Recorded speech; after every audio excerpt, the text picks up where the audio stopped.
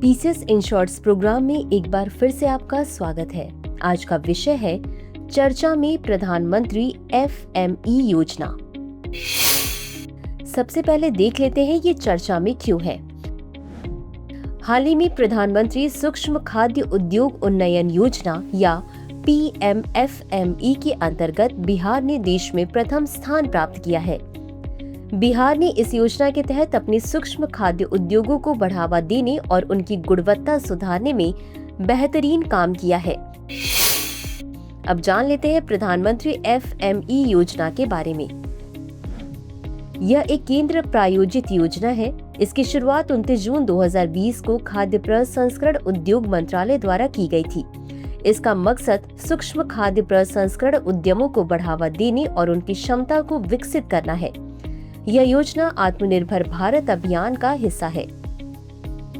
इसका उद्देश्य असंगठित सूक्ष्म खाद्य प्रसंस्करण उद्यमों को वित्तीय, तकनीकी और व्यावसायिक सहायता प्रदान करना है। यह योजना 10,000 करोड़ रुपए के परिव्यय के साथ वर्ष 2020-21 से 2024-25 तक 5 वर्ष की अवधि के लिए शुरू की गई थी।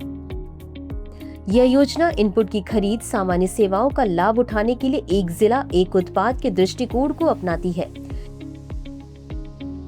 इसके अन्य फोकस क्षेत्रों में वेस्ट टू वेस्ट उत्पाद, लघु वन उत्पाद और आकांक्षी जिले शामिल हैं। अब जान लेते हैं PMFME योजना के तहत उपलब्ध सहायता।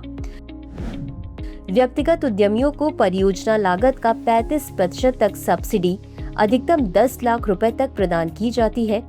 किसान उत्पादक संगठन, स्वयं सहायता समूह और सहकारी समितियों को भी समान प्रकार की सब्सिडी मिलती है। इस योजना के तहत बैंक और वित्तीय संस्थान लाभार्थियों को कम ब्याज दरों पर ऋण प्रदान करते हैं, जिससे उन्हें आधुनिक मशीनरी खरीदने और उत्पादन बढ़ाने में मदद मिलती है।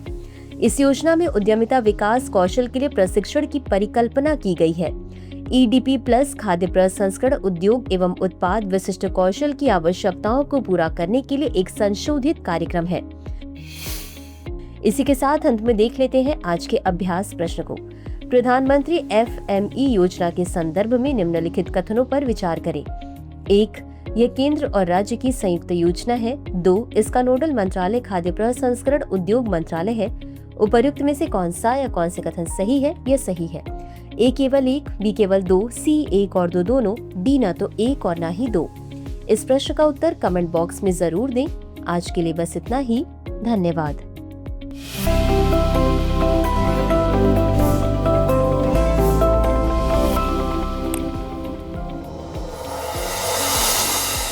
डियर व्यूअर्स, अपने एग्जाम की तैयारी को और बेहतर करने के लिए हमारे चैनल को लाइक, शेयर और सब्सक्राइब करना न भूलें।